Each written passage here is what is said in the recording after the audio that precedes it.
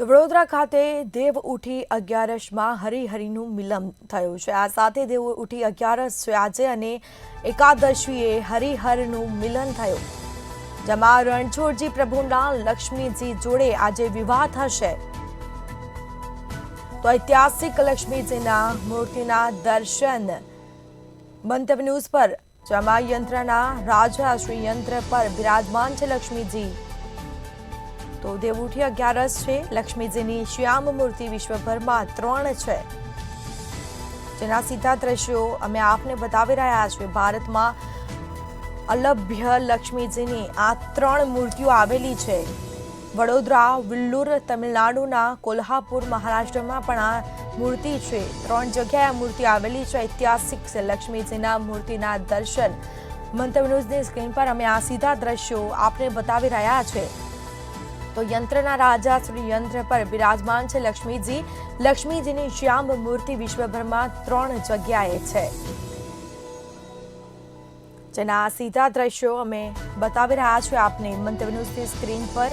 દેવઉઠી અગિયારસ છે અને આ સાથે રણછોડજીનું પ્રભુના લક્ષ્મીજી જોડે વિવાહ થશે। તો વધુ વિગતો સાથે સંવાદદાતા નિલેશ બ્રહ્મભટ્ટ આપણી સાથે લાઈવ જોડાઈ ગયા છે। જી, આજે દેવઉઠી અગિયારસ છે અને મંદિરે ભક્તોનો જમાવડો જોવા મળ્યો છે, કેવો હાલ માહોલ? જી, આજે દેવઉઠી અગિયારસ એટલે આજે દેવ એટલે નરના નારાયણ ના હરિના હર સાથે મિલન મંતવ્ય ન્યૂઝ પહોંચ્યું છે ઐતિહાસિક પૌરાણિક લક્ષ્મીજીના મંદિરે। આપ જોઈ શકો છો, આવું ભારતમાં આ અલભ્ય મૂર્તિ માત્ર 3 છે।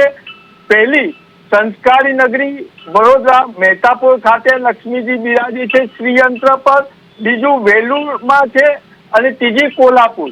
અહીંયા વર્ષોથી પરંપરા થઈ છે કે આજે રણછોડજી પ્રભુના લક્ષ્મીજી સાથે વિવાહ થશે। મંતવ્ય ન્યૂઝ લક્ષ્મીજીના શ્રૃંગાર દર્શન કરાવી રહ્યું છે અને અહીંયા લક્ષ્મીજીના મંદિરે આપ જોઈ શકો છો કે ભક્તો દર્શન કરવા ઉમટ્યા છે। અહીંયા જે લોકો પોતાની શ્રદ્ધા સાથે અહીંયા મંદિરે આવે છે તેમની શ્રદ્ધા પણ પૂર્ણ થાય છે। આપણે દર્શન કરવા આવેલા ભક્તની સાથે વાત કરીશું। શું કહો છો, વર્ષોથી અહીંયા દર્શન કરવા આવો છો, કેવો આનંદ મળે છે?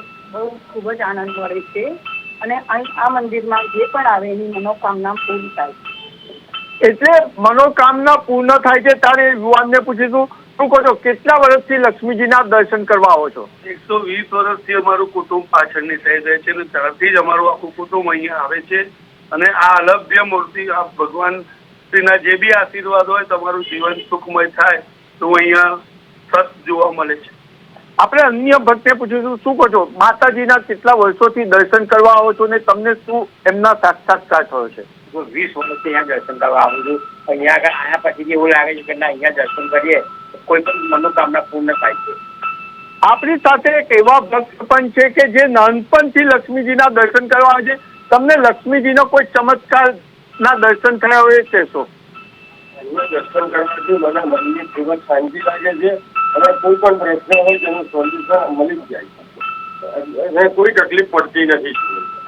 હું રેગ્યુલર અહીંયા દર્શન કરવા।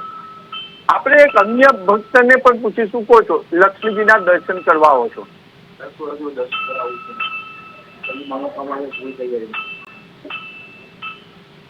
એટલે આપ સ્ક્રીન પર જોઈ રહ્યા છો કે આ લક્ષ્મીજીની શ્રૃંગાર કરવામાં આવે છે માતાજીને અને આજે અહીંયા રણછોડજી પ્રભુ પાલખીમાં બિરાજમાન થઈ અને વિવાહ આવશે। રાતના રણછોડજીના લક્ષ્મીજી સાથે વિવાહ થશે અને ત્યારબાદ સનાતન હિન્દુ ધર્મમાં માનનારા લોકો દીકરા દીકરીના વિવાહ કરશે।